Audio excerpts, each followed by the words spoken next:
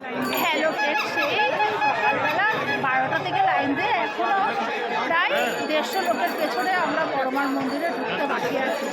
আমার যদিও বা পুজো দেওয়া হয়ে গেছে, কিন্তু এদের তাওর এখনও পুজো দেওয়া হয়, কিন্তু আমরা এখনও তাজা আছি। আমরা 5 ঘন্টা লাইন দিলাম। ছোটো ভাই, আমরা সবাই লাইন দিয়ে দাঁড়িয়ে আছি।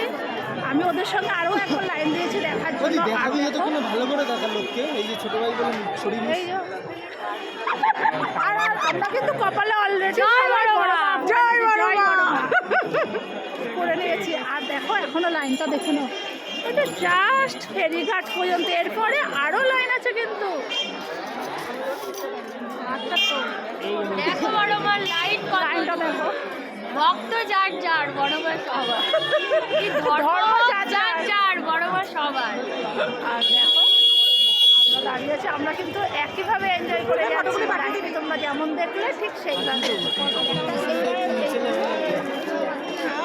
চলো বড়মার মন্দিরের প্রায় কাছাকাছি। বড়মা চেয়েছে যা তাই দেখি, তো যা চেয়েছে কালো টিপটা পরে আছে।